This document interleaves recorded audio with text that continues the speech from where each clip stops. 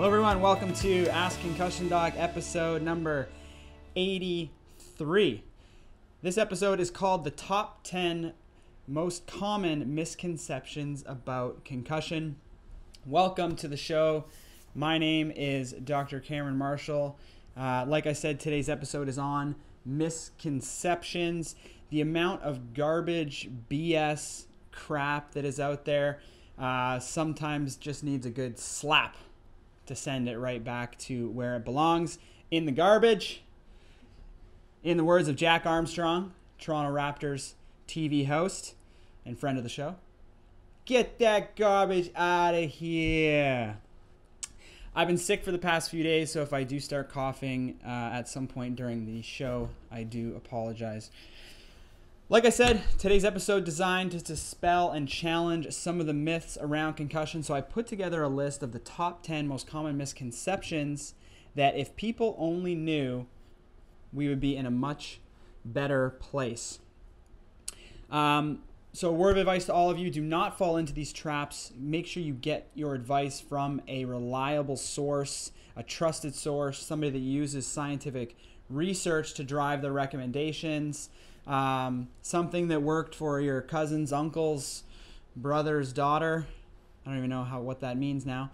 Doesn't mean that it's something that you should do, right? So stick with the scientific evidence and you'll be much better off. Be like Warren Buffett, right? Warren Buffett buys stocks based on the fundamentals, not based on the hype. So choose your path based on the fundamentals and not based on the hype. Without further ado, let's get into the list of misconceptions. Like I said, there are 10 of them. Misconception number one, concussions happen from hits to the head. No. What? Yeah. Concussion is actually the result of the brain undergoing a tremendous amount of acceleration or deceleration. You can get a concussion without getting hit in the head, provided that enough force still goes to the head to cause acceleration of the brain. Let me try to reiterate that in a different way. If you get hit in the body and your head whips back and forth, the brain moving inside the skull can still cause a concussion. So if you didn't get hit in the head and you still have the symptoms of concussion, you may still have a concussion. Concussion symptoms are very non-specific, so you could have something else, like a whiplash injury or something else. And just because you do get hit in the head doesn't mean that you have a concussion, because you have to have a tremendous amount of force that hits the head. So it goes both ways. Hits to the head don't necessarily cause concussions. Acceleration of the brain causes concussions. Obviously, the easiest way to have acceleration of the brain is to hit directly in the head, but that doesn't necessarily always have to be the case. Misconception number 2, concussion is a bruise of the brain. Now, this is one that if you Google concussion, you'll still see the concussion picture, and there'll be a picture of the brain hitting the inside of the skull and creating a bruise on the brain. This is the old idea behind concussion, where it was called a coup contra coup injury. The newer theory around concussion is actually an injury to the deeper part of the brain called the white matter. So the outer part of the brain is called the gray matter. The inner part of the brain is called the white matter. And the inner part of the brain contains all the axons that are connected to your neurons. So these are the long pathways or tracks that are your brain cells. And we used to think it was the brain hitting the skull and bouncing back and, hitting, kind of bruising the outer part. But now what we realize is that when the brain undergoes that acceleration, you create these fluid waves in the brain, which actually stretches on these axons, and that's where the injury occurs, deeper down in the brain. You can still get bruising with concussion, but this is called a cerebral contusion, and this is usually involved in more significant injuries. Okay? So that is misconception number 2. Misconception number 3, you can see or diagnose a concussion on MRI or CT scans. No, I still get patients that come into my clinic that say, yeah, I went to the emergency department, doctor gave me a CT scan of my head and told me that I didn't have a concussion. Well, either your doctor didn't know what they were talking about, or you misunderstood the conversation, because a CT scan or an MRI detects and looks at the structure of the brain. Concussion is an injury that's called a functional injury. So it changes how the brain functions, but it doesn't change how the brain looks or appears. So when somebody does a CT scan or MRI, they're usually looking for something more significant than a concussion, like a bleed, like a fracture in the bone of the skull, or like actual damage to the brain where you can see the visual damage. Okay? In a concussion injury, none of that stuff has occurred, so it's absent. About 95% of concussion cases aren't going to have any type of finding on any type of imaging. So it's a very low percentage of concussions that will have any type of findings on imaging. The purpose of the imaging, like I said, is not to see the concussion injury, but it is to rule out something more significant than the concussion injury. Okay? Number 4, common misconceptions. If you have a concussion, you're supposed to rest. This one is brutal because it's still propagated, and we've known for a number of years now that rest can actually be detrimental to your recovery if done in a prolonged way. So the current recommendation is to have, it used to be to have absolute rest, brain rest. Don't look at a screen, don't read a book, don't watch TV, don't go outside, sit in complete darkness in your room for days on end until your symptoms go away, and then you can emerge and start to try a little bit of activity. Well, like I said, we're finding that this actually makes people worse. The current recommendation from the most recent international consensus guidelines, which is actually now almost 4 years ago, they'll be redoing that in November, but the current recommendation from that guideline is symptom-limited activity within the first 24 to 48 hours. So if you get a concussion, it's no longer sit in a dark room and do nothing. Actually, now the recommendation is to be up and mobile, take it easy, and don't do anything that provokes your symptoms to a significant degree, but don't just lie around and do nothing. You can read. You can do household chores. You should be doing light exercise. You should be keeping yourself somewhat active and not just doing nothing. But the trigger here and the key is you can do anything that doesn't provoke your symptoms to a significant degree. Right? If you're sitting there with a headache and you start reading something and your headache just stays at the current level that it's at, that is not a big deal. You would just keep doing that. So you're not looking anymore for absolute clearance of symptoms before you do anything. You should be engaging in some level of activity even the next day. Rest, like I said, is garbage. It's not based off any scientific evidence. And here are some studies to just kind of prove this point. So Johnson and colleagues in 2016, and here's a quote from their study: there is limited evidence to support the effectiveness of rest as a treatment strategy. Thomas and colleagues in 2015, they did a study where pediatric patients who were told, who were randomized to have 5 days of strict rest actually did worse than patients who were randomized to only have 2 days of strict rest and then were pushed back into activity. So the longer rest was detrimental to recovery. Moore and colleagues in 2015, adolescents who did not listen to their physician's advice to rest, right? Doctors were telling their patients to rest.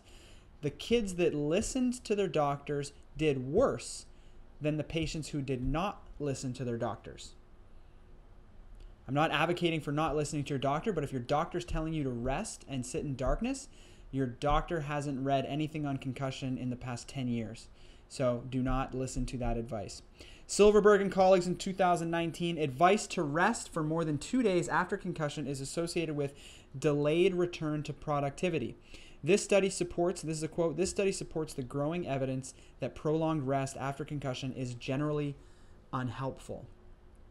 Along that same vein, the new research coming out is actually supporting exercise. Researchers from the University of Buffalo have been studying the effects of exercise on patients with persistent concussion symptoms. So for the most part, symptoms are going to go away in a concussion patient in the first 7 to 10 days.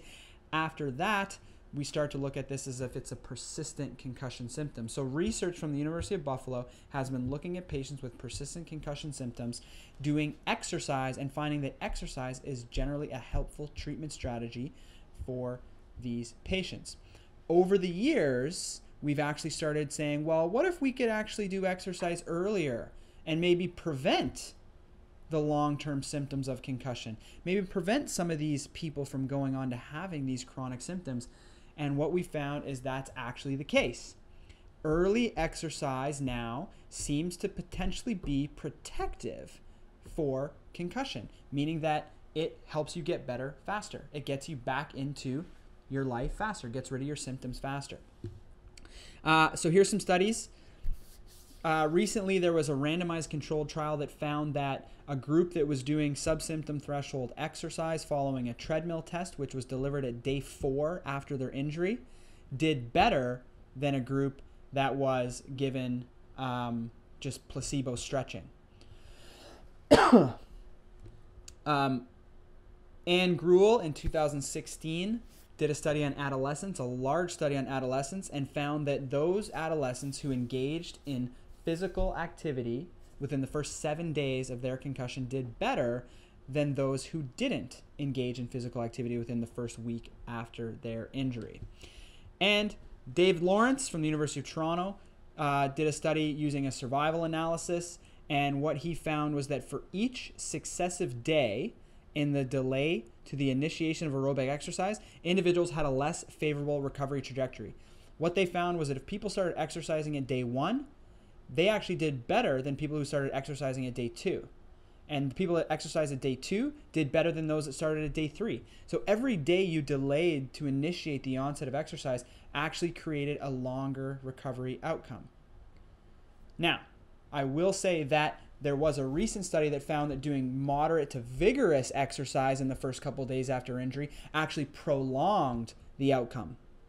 So the trick here is, don't rest and do nothing, because that will prolong your outcome, but don't do too much, because that may also prolong your outcome. So what you want to do is find that balance. Light physical activity, so go for a walk every day, go for a half hour to 45-minute walk in your neighborhood, do household chores, read, keep cognitively active, do things around the house. You know, you can take a day or 2 off work, but stay mobile, stay active, because laying around doing nothing could actually make your condition worse. So that's the balance to take. Misconception number 5. You are okay to return to your sport once you no longer have symptoms. No. Symptoms or a lack of symptoms doesn't have anything to do with recovery of the brain. The example I always use is the fracture example. So if I break my arm, it hurts really, really bad. I go to the doctor, they do an x-ray. They can see that the bone is broken, so they can visualize it. Concussion, you can't visualize it, right? But the same thing is there. The symptoms are there. The symptoms are there. My arm hurts. Put a cast on my arm to help the bone heal. Now, after about a week to 10 days or so, the pain from that fracture actually is gone, right? It doesn't hurt anymore, but that doesn't mean that the bone underneath that has sufficiently healed, right? But with concussion, for some reason, we take this mentality that once it no longer hurts or once you no longer feel off, that means your brain has recovered. That's not the same thing, or that is the same thing almost as a fracture, where I can't just cut my cast off and go play just because the pain is gone. We need to make sure the bone has sufficiently healed. Same thing with concussion. Just because the pain is gone, just because the symptoms are gone, doesn't mean that my brain is healed, doesn't mean that I can just go back into my sport. Now, after concussion recovery, like I said, most symptoms are going to go away in that first 7 to 10 days. The recovery of the brain can take 4 to 6 times longer than that. So that means when your symptoms go away, you still may have a long road ahead of you before you're actually ready to return to your sport. Why is this important? Well, concussion creates this energy deficit. So after a concussion injury, you're going to get stretching of those brain cells, like I said. That stretching is going to cause them to be stimulated, and that stimulation is going to cause them to fire. And all of that firing of all of those brain cells is going to give you those initial symptoms. Your dizziness, your headaches, your blurred vision, the ringing in your ears, all of those initial symptoms immediately after impact. The confusion, the balance, all of that stuff that happens immediately. That's all from that initial firing. Well, all of that firing burns a lot of energy. So now your energy stores drop, which is why you then feel fatigued and foggy and all of these other issues. If you get hit and that energy level is still low, you're going to drop even further, potentially to the point where the injury can compound and become either permanent damage or can actually become fatal. And that's what's called second impact syndrome. So you have an injury, your energy's dropped. Your energy gradually restores over the next few weeks, but the symptoms will go away after a week to 10 days in most patients. But if your symptoms go away down here and your energy is building back up, but you haven't hit all the way up yet, and you get hit again, there's some evidence to suggest that the brain is more vulnerable to additional trauma. So if you get hit again, smaller impacts can cause additional concussions, and those secondary concussions can cause an additive or cumulative effect, potentially leading to fatal or long-term or permanent outcomes. So when you look at, and I'm going to talk a little bit about CT, but when you look at professional athletes who are getting concussed week after week after week, playing football or hockey or any other sport, and then ending up with long-term repercussions, that may be a reflection of inadequate recovery versus the number of concussions that they had, right? They might be getting concussed and dropping their energy stores lower and lower with each time, which is creating then permanent damage and potentially, in younger people, potentially fatal consequences. So symptoms are not what we should be looking for, right? Most protocols say, don't come back to play your sport until your symptoms are gone. Well, as I mentioned, concussion is a functional injury. So we shouldn't be looking at symptoms.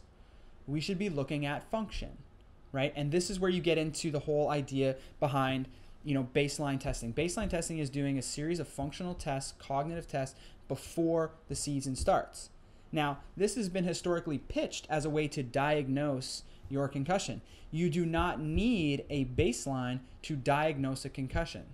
Concussion can be diagnosed based on symptoms and mechanism of injury. It's a clinical diagnosis. You don't need a baseline to make that diagnosis in the majority of cases. Sometimes when there's a gray area, you're not sure, baseline can be helpful.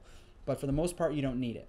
When a baseline becomes helpful is after the symptoms have gone away and you think that you're better, right? Symptoms are gone, I'm fine, right? Arm no longer hurts. That means I'm going to go back, I'm going to cut my cast, I'm going to go play. No, I'm going to go back to the doctor. Doctor's going to take another x-ray, look at it and say, I know it feels better, but it's still not sufficiently healed yet. So we're going to keep you out another week. Let's check it out next week, see how you're doing. This is the same thing. But because we can't see the brain or can't see the concussion on an MRI or CT, the best way to do this is to use function. Let's check your balance, your reaction time, your memory, your concentration, your ocular motor speed, your cognitive abilities. Okay, all of these things. And that will give us an idea of whether or not you're better. Now, the only way to do this is to compare it to results that you have from when you were healthy. So the purpose of a baseline is to do this every single year as you go through your development and have some idea of your functional capacity so that in the event you get a concussion, now we know, okay, your symptoms are gone. That's great. That's step one. Let's see how your function is, okay? Your reaction time is still slow, your memory is still off, and your ocular motor processing speed is still a bit slow. Let's keep you out another week, see how you do.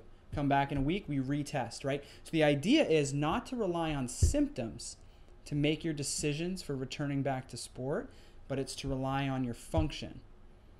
So don't go based on your symptoms. Just because you feel better doesn't mean you are better, and we should be doing this type of really good comprehensive functional testing each year to help us make better decisions.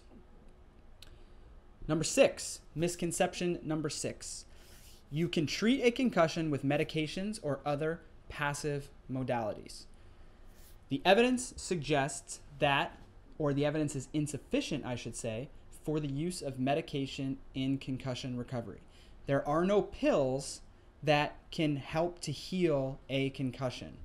Right? Medication is often deployed as a symptom band-aid, if you will, right? You have pain, here's a painkiller, right? Have we got to the mechanism of what's actually causing that pain? No, but you'll feel better temporarily while you take this. And that's kind of the issue, right? We can mask some certain things, but oftentimes medications will have side effects that can come with them, like dizziness, like fatigue, like fogginess, like trouble concentrating, trouble sleeping, drowsiness, which are all symptoms of concussion. Then we create a cloudy picture because we're giving a medication for one thing, which is actually affecting a whole bunch of other things. Now, are those things because of concussion, or are those things a side effect of medication? It becomes very difficult to tell. So, medication can be helpful at reducing some symptoms, but it may create other ones.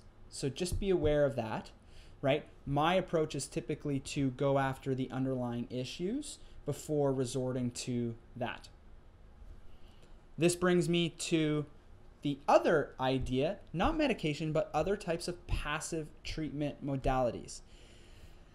Most of you out there, I shouldn't say most of you, but many of you out there are looking for someone to just fix you and something that you don't have to do any work for, right? I want to go lie in a hyperbaric chamber and let that, fix me.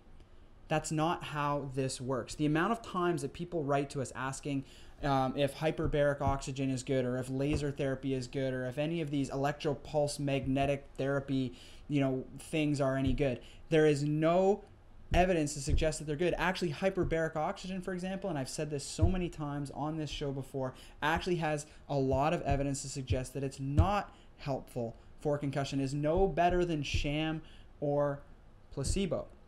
Right? Obviously, as more research comes out, maybe this stuff changes. Maybe these recommendations changes. But as of right now, none of these passive modalities have any evidence to support their being effective. This brings me to point number 7. Do you want to know what is effective? Misconception number 7. There is no treatment for concussion. This is wrong.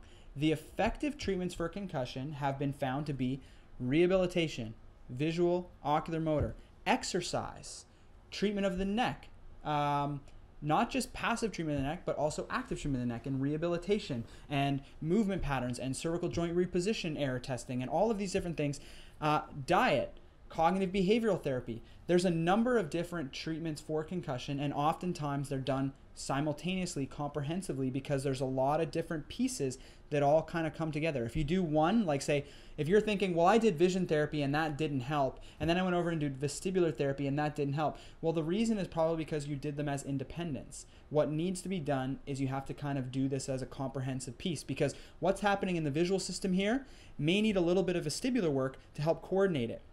Similarly, there may be some neck issues that are impeding your vision therapy. So if you're getting all this vision therapy and it's not helping, something's being missed. There may be a vestibular component or a cervical spine component that's being missed, or even a psychological component that's not being dealt with that is affecting the outcomes of your treatment. So there is treatment for concussion, but it's all basically rehab based. You have to do the work. You can't sit there and get somebody to electromagnetic pulse your brain back into, reality and make it work again. It's just not how it works. You have to do the work to make it go, right? How did you learn to walk? It wasn't by watching other people walk. It wasn't by electromagnetic pulse stimulation. It was by walking, making mistakes, falling down, getting back up, learning how to navigate your environment. This is the same thing with concussion. How are you going to learn to drive again? How are you going to learn to navigate your environment again? You're going to have to go and do the work. You're not going to get better with a passive treatment modality. You have to put in the work. So stop looking for the ozone therapy, laser therapy bullshit out there. Just start finding concussion rehab centers that are qualified and trained, and let's start doing the actual work. Now, I will say that the only somewhat passive modality that may have some early evidence to support it is something like a hormone replacement therapy. If there were some hormone imbalances that were off, that is something that would classify technically as a pill or a passive modality that may have some benefit. But other than that, you're going to have to do the work. Misconception number 8. Having an increase in your symptoms is bad and should be avoided. No. You need to get this idea or thought out of your head right away. All of my patients are concerned about having a setback or, having their symptoms get worse, right? The symptoms will get worse temporarily, but that's kind of the point, right? Symptom provocation generally indicates that you are challenging your system. If you don't challenge your system, you don't grow. Your body adapts to the stress you put on it. As you try new things and do new things, you learn new skills. You don't learn new skills by avoiding those particular things. This goes for everything in life. You want to get better at reading, you better read. You want to get better at exercise, you better exercise.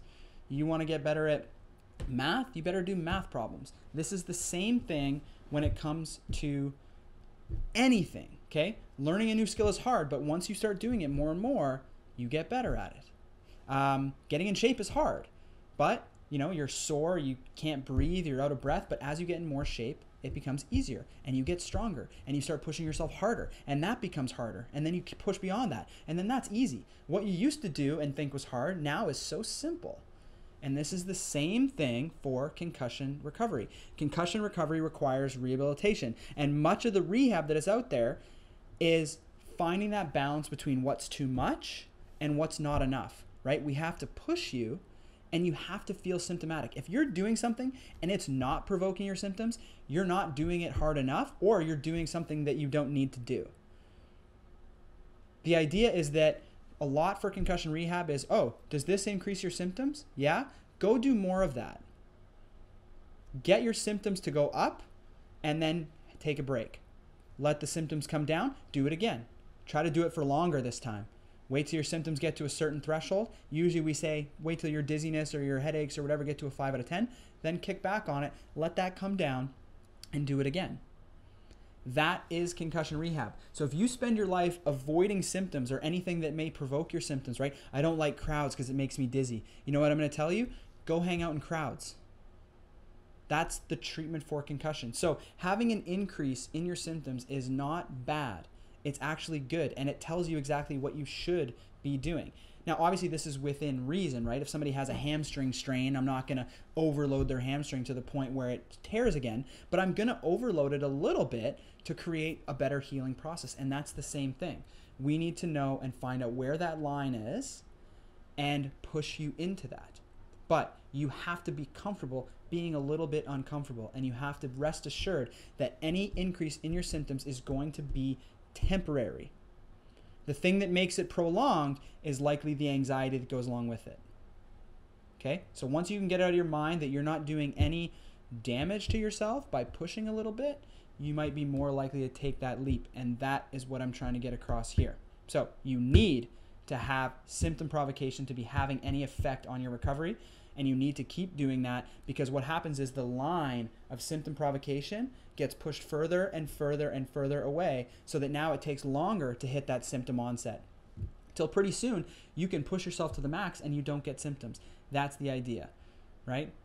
If I want to run a marathon, I can't start by running the marathon. I start in small chunks and I gradually build up as I'm able to tolerate it, and eventually I can run the marathon. And this is the mindset that you have to have in order to get better. Number 9, misconception number 9, concussions cause long-term brain damage. No.